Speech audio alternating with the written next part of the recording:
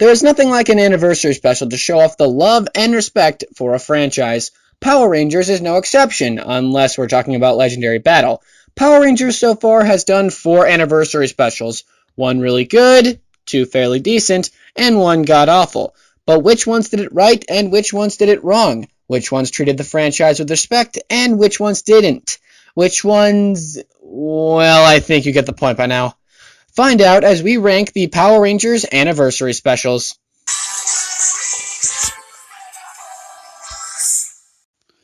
If there was an instruction manual on how not to make a 20th anniversary special, the end result would be Legendary Battle. For as much as fans like to tear this special to pieces, it did do some things right, like seeing the returning Rangers saving people as regular people after years since they've been Rangers, and seeing the Mighty Morphin Green Ranger for the first and, to this date, only time appearing in 100% suit accurate in original footage. Yeah, those are the only positive things about this episode. So let's get to what you lovely people at home really want to hear. Me crapping all over this special. For starters, it didn't even arrive in time for the 20th anniversary. It aired 1 year after the 20th anniversary. Don't get me wrong, it's great seeing all these returning Rangers alongside the current team, but if only the returning Rangers had something to do except for making the current team look good. Almost to the point where Rangers like Mike and Emily got screwed over with no lines. And then there's the battle itself. 2 years of build-up to this one major event, and what do we get? 1 minute of annoying lines from the Megaforce team, while the returning Rangers pretty much just stand in the background. And when I said the battle only lasted for 1 minute, I really meant it. The battle is over in the blink of an eye. For all its flaws, I will give it this, though. It did make me glad that Super Megaforce was over. Once a Ranger is better as a 15th anniversary special than Legendary Battle is as an anniversary special, but not by much. The returning Rangers work very well off of each other as a team, and it was great seeing some of these Rangers again. However, it's the Overdrive team that weighs this special down. The Overdrive team just quits out of nowhere because they don't have their powers anymore, and the returning Rangers are outshining them in every way.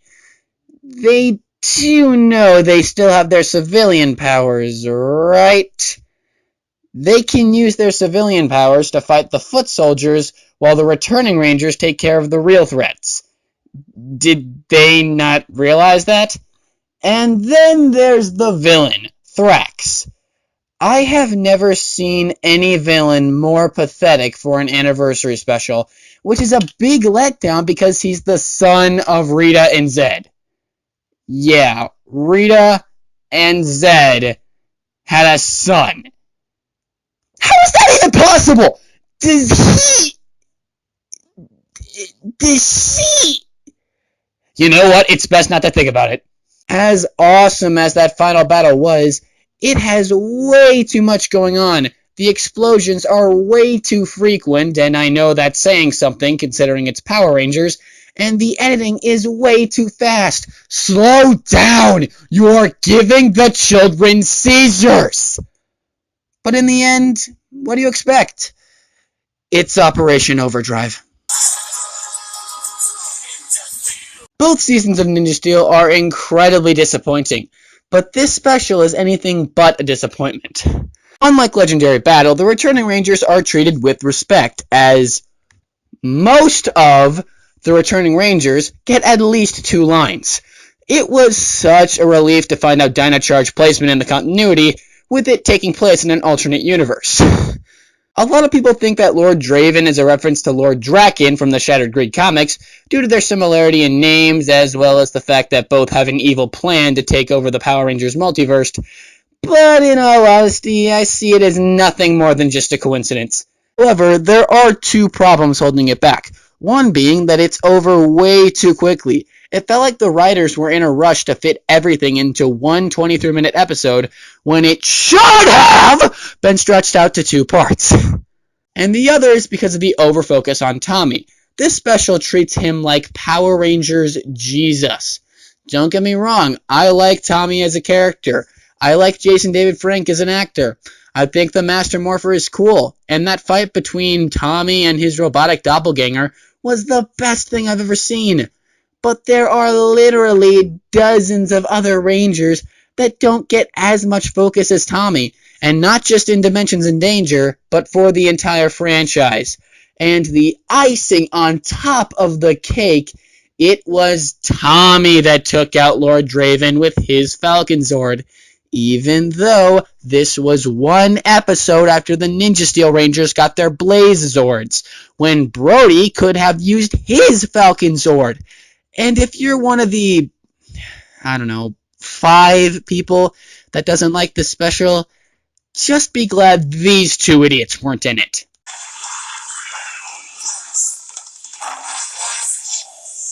And surprising absolutely no one, number 1 is Forever Red.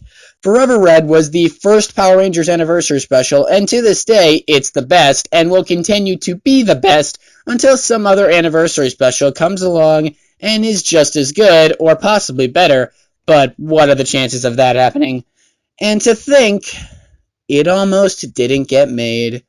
Unlike the other Anniversary Specials, where you can pretty much predict what's going to happen next, Forever Red kept you guessing throughout the entire thing what was going to happen next. Unlike Dimensions in Danger, Forever Red doesn't feel too focused on one specific Ranger. Everybody gets their chance to shine. That is, of course, until the very end, where Cole uses a flying motorcycle to take out a planet-destroying dragon. Unlike Gaoranger vs. Super Sentai, the Red Rangers don't just show up and do their poses to give the current team inspiration. They actually go out there and fight. It was so cool seeing a lot of the older suits doing a lot more newer kinds of special effects, which is something you think wouldn't work that well, but it actually works really well. Although it's not without its flaws, the CG looks dated even for the time, and that completely ridiculous ending where Cole destroys Serpentera, a Zord that once destroyed a planet with a freaking motorcycle, all for the sake of selling toys. Thanks, Bandai! That ridiculous ending aside, Forever Red is the perfect representation for what a 10-year anniversary special should be, and then some. And there's how I would rank the Power Rangers anniversary specials, and probably how you would too, unless you have an IQ of 2, forcefully connected Key Ranger with Shattered Grid, and are a shameless Nostalgia Critic ripoff. Again, sorry, had to get that off my chest. Seriously, how is it possible to like Dimensions in Danger more than Forever Freaking Red? In the comments below, let me know how you would rank the anniversary specials, although how I ranked them is exactly how you would rank them, and why. That's going to do it for this video. Make sure you like, comment, and subscribe, and of course, as always, until next time, see ya. Forever Red. Forever Red. Forever Red was. Forever Red. Why can't I say that?